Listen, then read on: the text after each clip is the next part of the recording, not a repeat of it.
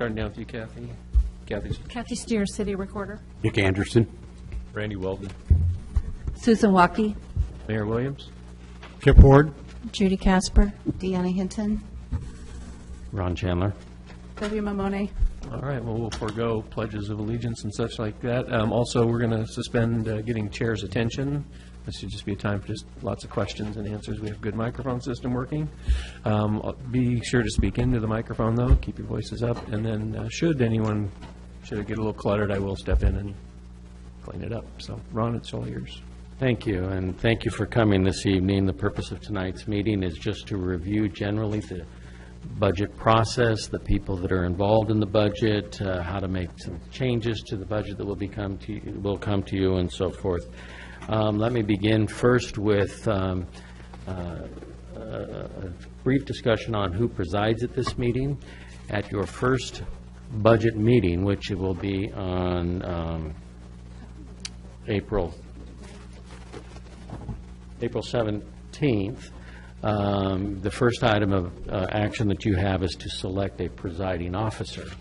Last year you did that, and Mayor Williams was selected to be the officer, and so he continues to preside until your first budget meeting when you will select an officer. So I'll just jump right in with the... Sorry, Ron, do you have a time on that budget meeting? I'm sorry? April 17th, when? 5 p.m. for the Urban Renewal Agency budget and 6 p.m. for the city budget. Thank you. Okay, so let me jump in by discussing briefly who are the individuals that are the groups that are involved with the budget. The first is the budget officer, who is appointed by the city council.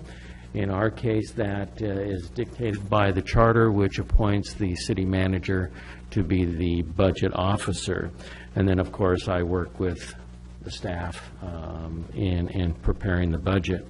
It will be my job to prepare the budget and then present it to you on April 17th. The second group, by the way, if there's any questions, just jump right in and I'll just keep going through. Much of this hopefully is review. The second group is the budget committee, you. The budget committee consists of 14 members. We currently have 12 members. There are 2 vacancies that have not been appointed. In order to meet, you must have a quorum of the number of committee members appointed. So in our case, you have to have 7 members in order to hold a meeting.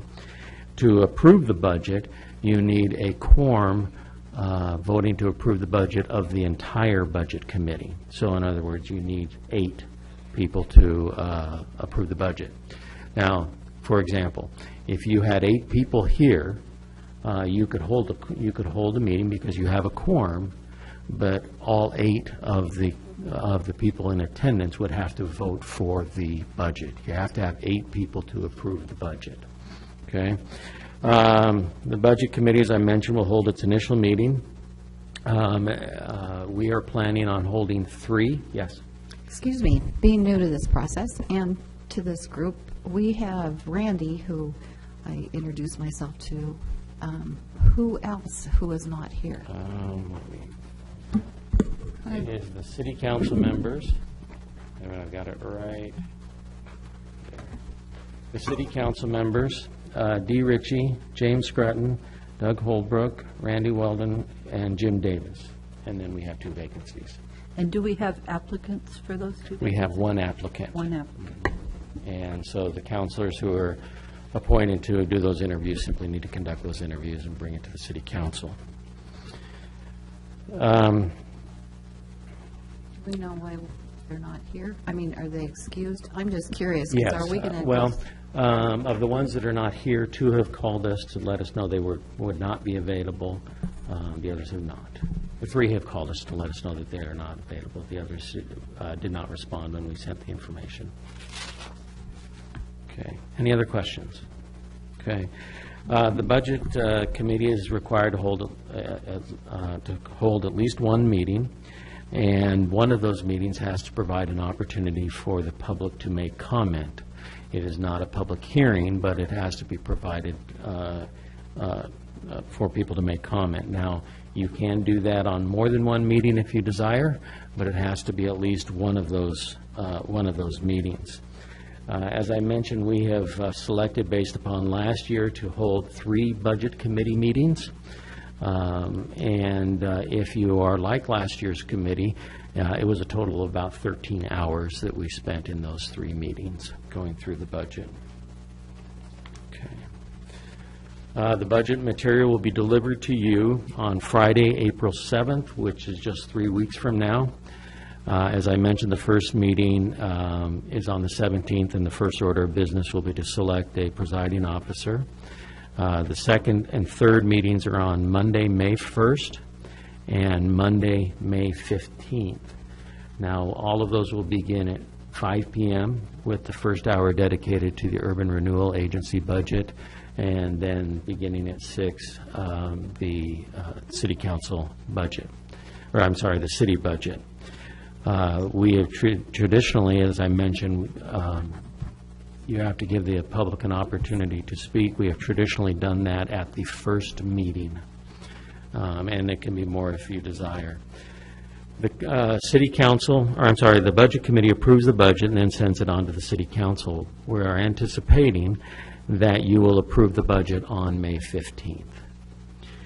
Now, the procedure that we have used in the last 2 years, and it has proved successful for at least for me on this, is that as you go through, there will be questions. There will be changes that you may want to make to the budget. When you bring those up, we will keep a list of all of those changes. We will provide the information on how they will affect the budget. And then when we get ready to approve the budget, we would go through each change individually with a vote on them. So there's 3 or 4 of them. Each of those would be voted on, adding or subtracting it from the budget, amending the budget, and then a final vote on the budget as a whole. That seemed to work well. Now, one thing that I would recommend that you do is that from time to time I will be asked, how do we actually go about changing the budget from what it will be presented by your budget officer? Suggestion: if you have an idea and you're not sure exactly how to proceed with that, feel free to talk with either me or Debbie, and we will help you walk through that process. We've done that each of the last 2 years with individual budget committee members who wanted to make changes. I found that seems to be the biggest challenge, is what's the language I use, how do I go about putting it forward.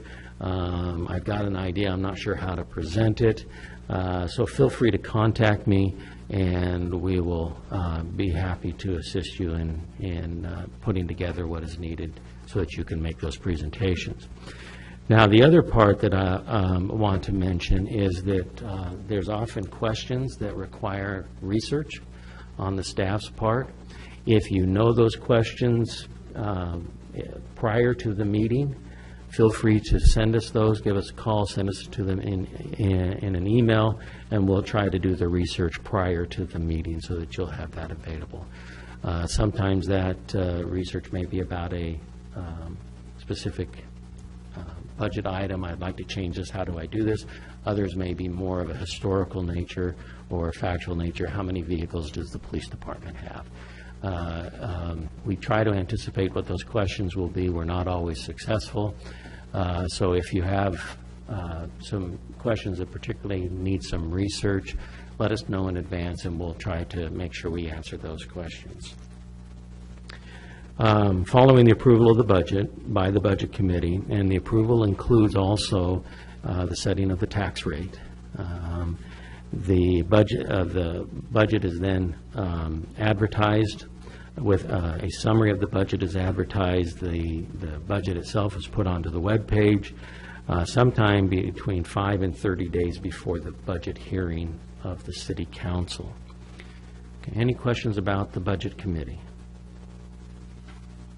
Okay, the next group that's involved is the City Council. The City Council is required to hold a public hearing on the approved budget We have set a date for June 12th for that public hearing. That will be held during a regular city council meeting. The city council may make changes in the approved budget before adopting it. However, if the city council wants to make any of the following changes, they must first revise the notice of budget hearing and financial summary and show the changes. Those areas in which would require that revision are the city council increases taxes over the amount approved by the budget committee. The city council proposes to increase estimated expenditures in a fund over the amount approved by the budget committee by more than $5,000 or 10%, whichever is greater. So some examples of that, if you look at last year's budget, in the case of the general fund, 5% is $884,259. That, if you were to go $884,260, you would have to revise the budget, publish a notice of it, in order to make those changes. A couple of other examples: the water operation fund, 5% is equal to $220,776, and the sewer operation, 5% of that is $193,096. Okay. After the budget hearing and after considering the testimony, the governing body prepares a resolution or ordinance that formally adopts the budget. Now, as I have looked at our past budgets, there have been times that I've noticed where the budget resolution has been presented with the budget at the time that the public hearing was held. And then there are times when it has been held, when the budget resolution was prepared after the public hearing and done for a next meeting. As I researched through the state laws pertaining to that, that is your option. I would suggest that if you would like to adopt the budget, the city council to adopt the budget resolution at the time of the public hearing, then you leave some things blank in the resolution to be filled in based upon the discussion from the public hearing. The reason I say that is that if we were to put a budget resolution together that looks just like what we had proposed before the public hearing, there is at least the perception that we're not interested in hearing what the public has to say. So, so my recommendation is that if you want to adopt the budget, and on the same evening that you have the public hearing, that you leave a few things blank so that you have a chance to take into consideration any public comment. Finally, the last group that's involved in the budget is the public. The budget is the most important document that the city has. It is the document that translates, hopefully, the priorities of the city council and then the budget committee into action. Unfortunately, it's one of the least commented on documents. I find that there is generally some comment, but not a lot, and we've seen that at least in the last couple of years. Okay. Any questions about the folks that are involved in the budget process? Okay. Ron? Yes. Can I just get those dates of when we start our first meeting, not this one? Right. And our last meeting, what dates are those? The first meeting will be April, the first meeting is April 7th. That's when the budget is presented to you. That's when they'll be delivered to us. But we won't. Delivered to you, yes, exactly. Yes, that's when the budget is delivered to the budget committee. There's nothing you need to do on that except get it. Start reading. Start reading, yes. April 17th, 10 days later, will be the first budget committee meeting. That will begin at 5 p.m., and that's on a Monday. The second budget meeting will be Monday, May 1st, again beginning at 5 p.m. And the third budget meeting will be Monday, May 15th. Now, last year, we were able to finish the Urban Renewal Agency budget after just 2 meetings, but it did take us 3 meetings to get through the city budget. Okay. And then for the city council, the public hearing for both the Urban Renewal Agency budget and the city council, or city budget, will be on June 12th, Monday, June 12th, and that's a regular city council meeting.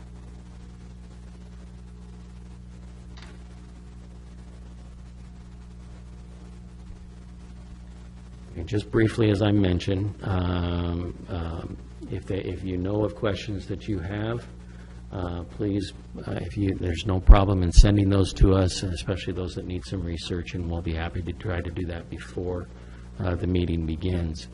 If you have suggestions on, or if you have ideas that you want to do to change the budget, but not sure exactly how to go about doing that, please give me a call, and we'll help you work through that. And as we go through the budget discussion, there's a lot of discussion that goes back and forth as ideas are presented on how to change the budget. We will keep track of those. We'll present the financial impact of those changes, and then have you vote on them individually, and then vote on the budget as a whole based upon those votes. Does that make sense? Okay, great. Okay, the budget components. The first part of it is the budget message. That's an explanation of the document. We try to put first a one-page summary that highlights some of the changes that you will see in the budget. We also include in the budget message a description of the proposed financial policies for the coming year. There will be a couple, I can tell you in advance, that will be establishing some policies. A good example of a policy that we adopted last year was in trying to establish some sort of a minimum for fund balances, in particular the general fund, which enables it to act as a rainy day fund. It will describe important features of the budget document in connections with these financial policies. It explains the reasons for changes from the previous year, and then explains major changes in the financial policies. The budget is made up of several funds. Each fund is meant to be a self-balancing set of accounts, which means it can stand on its own. We have a lot of funds, and we started last year. I expect we'll continue this year as well, that where we find opportunities to consolidate funds, we will propose that to you. In last year's budget, we divided it up based upon the type of fund or the type of revenue or resource it received. The first of those are governmental funds. The most significant one that people talk about, of course, is the general fund. That provides the services of your public safety services, your recreational services, your administrative services, your legal services, and so forth.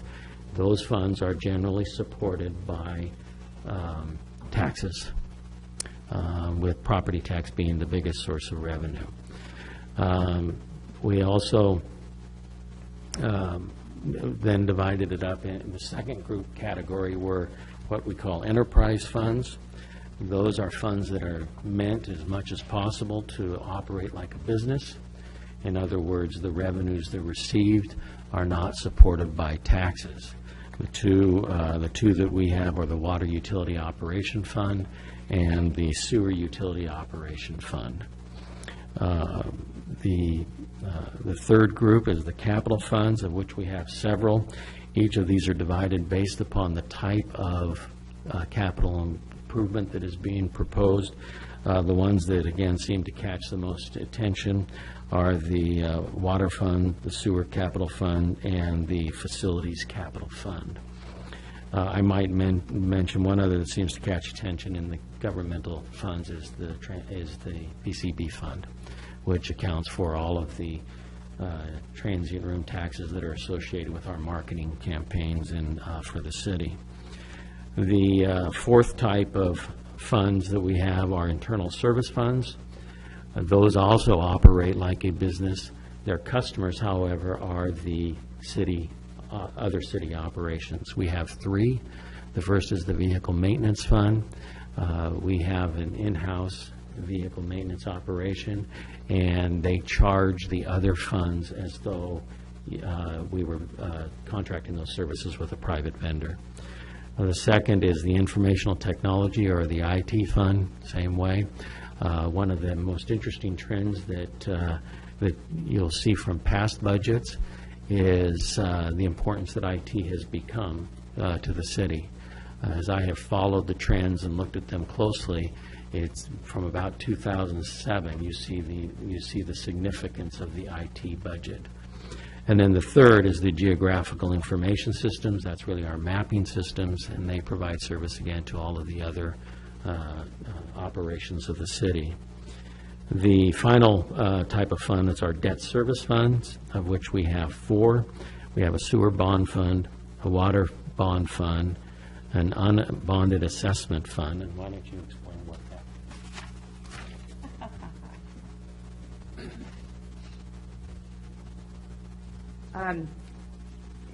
That's a fund that has some monies in it that we use for, Can I have your public comment?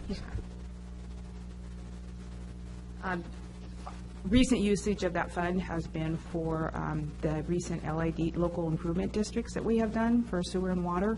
So it's a fund that has some monies in it that can be loaned out for a construction project. And then there's assessments that are made that repay back that fund. That's kind of the primary purpose of that fund. We've used it for some other things as well, but.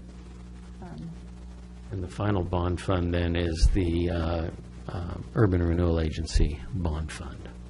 Okay. Any questions on that so far? Okay. Also included in your budget discussions will be budget forecasting. We will be looking at major revenue sources to not only look at what is happening in the next year, but over the next 5+ years, to try to get a sense of where we are going. That also includes some forecasting of the expenditures. This is particularly important for the water and sewer operation funds as you try to forecast what your revenues will be as compared to what your expenses will be. Just a brief mention of the past city's practices as it pertains to rate increases for the water and sewer funds. Over the last several years, we have had a policy that has been adhered to pretty closely, that if we're going to raise rates for the water and sewer fund, we would be raising those on a smaller incremental basis rather than not raising them for some time and then doing a large one all at once. Okay.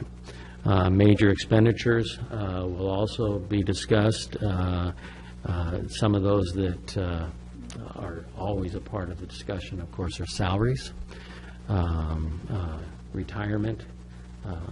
If you've been following the state, you'll know that the state has some challenges with the public employees retirement system. That has an effect on us. For those of you that were involved in the budget last year, we had anticipated that the rates that are charged to the city are set every 2 years. We had anticipated that we would be looking at a 20% increase from where we were now 2 years ago. So in last year's budget, we increased it, even though the dollar amount, by a little bit more than 10%, even though we didn't, even though we knew we're not going to get a rate increase. Okay. Purpose of that was to make sure that we didn't have to bear the full brunt of a 20% increase in 1 year. Another employee compensation that is always of discussion is health insurance, and capital expenditures are always a major discussion. The interesting thing about budgets is that they generally do not change on a line item by line item basis very much from year to year. You can see some trends when you look at those. We've been trying to track the last 10 years' worth of trends for each of our expenditures. But over time, you can see some inflationary factors in those and some changes. We'll also be discussing as our budget forecasting our fund balances as well. We will look out at a 5+ year forecast of what we believe our minimum ending fund balances will be. Couple of points that are important to remember when you're looking at the budget. Fund balances are considered as revenue. So if you have a $3 million fund balance, that will be $3 million worth of revenue in the next year. One of the policies that, again, I'll mention this one more time, that we have looked at was trying to establish and maintain a minimum fund balance for our different operation funds, so that we can use those as a rainy day fund. Last year, we had proposed in the budget that we would increase the general fund balance by a little more than $1 million. Also included in the projections are our capital plans, 5-year capital plans, or long-term capital plans for each of the budget. Now, there's a few things that are really important to bring out as we discuss, because there are some limitations that you do have as a budget committee. First of all, the transient room tax and where that is allocated and where that goes to be spent. Our transient room tax is about $6 million plus per year. It is collected through a 9.5% tax on the lodging industry, and it's in 2 different sections. The first section is 8%, okay, an 8% tax when somebody stays at one of our lodging facilities. Of that 8%, 12.5% is required to go to what is called the Civic Center at Lincoln Square. When this building was purchased and renovated, the citizens dedicated that 12.5% of this building for its renovation and debt payment. Once that was reached, which we have reached that, then those funds can be used for other capital needs, and they've been a very successful funding source for many capital projects. That will show up in the facilities capital fund when you look at that. 25% of the 8% must go to the Visitors and Convention Bureau for marketing purposes. 12.5% goes for public safety, and then 50% goes for road improvements, street maintenance. This tax has pretty much over the years funded the city street operation maintenance fund. Okay. One of the priorities that the City Council has established over the last couple of years is in some additional funding for street projects. So over the last 2 years, we have supplemented the capital the capital projects with some transfers from the general fund, so that we can increase our improvements on that. The final 1.5% of the 9.5% tax, 30% of that goes to public safety, and 70% of that goes to tourism promotion. Okay. Any questions on that? That's a limitation because you don't have the liberty to spend those funds differently than what the charter prescribes. Okay, those are prescribed by the charter. They are prescribed by the charter, yes, ma'am. The other limitation that I wanted to briefly mention tonight is in the, let me phrase it this way, the Budget Committee has the authority to approve the dollar amounts that are being spent within the budget, but it is the City Council that determines how those services are delivered. Okay, so let me give you an example. You have budget XYZ, and you think that the salary allocation is too high, so you reduce it by 10%, okay? You have that authority to make that, to approve that in your budget. Now, what you don't have the authority to do as a budget committee is to dictate how that will be done. The city council then, in looking at the budget, if they were to choose not to try to amend your approved budget, could do that in a number of ways. They could reduce salaries, they could go through attrition, how they actually deliver the service, how the city delivers the service is dictated by the city council. Now, they also have some limitations in that there are contractual obligations that the city council has. We have 2 unions, for example, and cost of living increases, health benefits, health insurance benefits, and so forth are negotiated through the union process. So last year, the last 2 years, we had an awful lot of discussion in a couple of areas on how the service is being rendered or should be rendered by the city.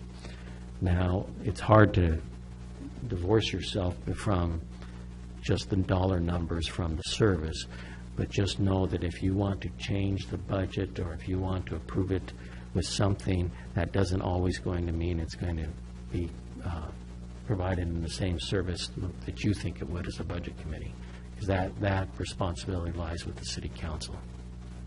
So, does that make any sense?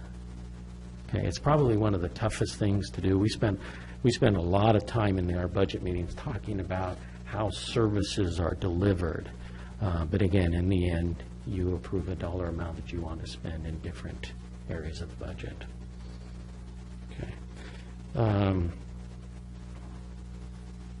Okay, I asked Debbie to talk a little bit about property taxes. The property taxes in Oregon are complicated. I've now gone through this. This is my 3rd time of going through this, and I certainly am not an expert, so I'm going to turn to the person who is. Okay. Quite a few years ago, before I started working in Oregon anyway, the Oregon legislature created what is called a permanent tax rate for all the taxing districts, and that sets the maximum levy rate that a city can impose, or that a taxing district can impose. Our permanent tax rate is $4.09 and 4.0996 per thousand of tax assessed value. So that is the maximum that we can impose, with an exception, and that is if we wish to issue a bond, which is paid by property tax dollars, that can be in addition, so long as the bond goes on a ballot measure and the voters approve that extra property tax. But other than that, we cannot go above the $4.09 per thousand. The assessed value for the 16-17 year, I should back up. So the county does 2 different types of assessed value. There's the market value, if you're going to sell your home, what would it be worth? And then there's the taxable assessed value. Quite a few years ago, that taxable assessed value was limited by the legislature. It cannot be increased more than 3% every year. So we know that our taxable value for existing homes and businesses is not going to grow more than 3% for property tax purposes. So the taxable value for the city in this year, 16-17, is $1,658,000,000 plus. So we take that amount. In years past, we have estimated a 3% increase because generally market rates, or at least the assessed value is behind market because it's only growing 3% a year. And that has worked real well, that estimate, over the last years. So we generally use a 3% increase in the assessed value.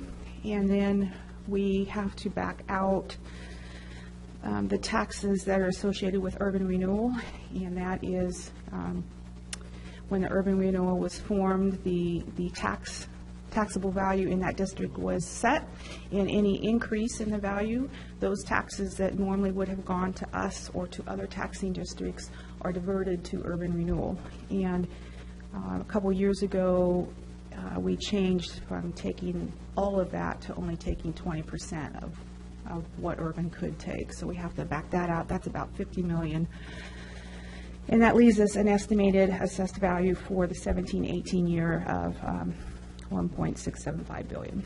And then if you assume that we're going to use the same maximum tax value that we have in the past of $4.09, you multiply that, and that gives you the maximum property taxes that you can assess in the 17-18 fiscal year. So that's kind of how we calculate that. We do have a sewer bond that is backed by property taxes, and so there is a property tax calculation for that. It's based on, again, the city assessed value. And when this was taken to the voters, there was a promise made to the voters that we would not, we wouldn't ever assess more than a certain amount per thousand, which Ron Tierney was very careful to pass along to us, so I have that in my notes. Last year, we assessed 84.8455 cents per thousand, and so I'm planning on using that same amount for the 17-18 budget, so that we're honoring that promise. And that provides funding for the sewer bond payments. So those are the two pieces of property taxes that we have in the city, and then there's the urban renewal, which is a result of taxing districts' actions. Hopefully that made some sense. Final thing that I have to mention this evening is just a little bit of homework on your case. In preparation for the upcoming budget, a good place to start is with our current budget. Go back, review it, look it over. If there's any questions that you have about that, feel free to give us a call. That's always a good place to start, to just kind of refresh your memory from, for those of you who were here last year, as to where we were, for those of you that were not here last year, and just becoming more familiar. It will help in your preparation as we get ready to talk about the budget in 3 weeks. Ron, could I add to that? In the budget document that we have on our website, it starts off with the budget message, and that is really a very informative, nice summary. So if you'd like to get a feel for the budget without reading 100 pages of numbers, that would be a great place to start. It really gives a lot of information and is a nice summary. Do you have any questions of us? Mr. Mayor, we'll turn it back over to you then. Well, all I would say is for our two new members, and Mr. Hoagland, when he hears about this, is take advantage of what Ron offered as far as if you have questions about how to propose anything. If you say, hey, I want to increase spending for this, or I want to decrease for this, how do I word it? It's a great place to go. It makes life a lot easier when you're sitting up here and the lights are on and everyone's staring at you while you're speaking. Write it down, get a script, and then be prepared to defend your choices, because there'll be a lot of questions. So, but it's a great place to start. So. That's it. Anyone else? If not, we're adjourned. Thank you, Ron. Well done. It's fast. Nice job. Yeah, thanks for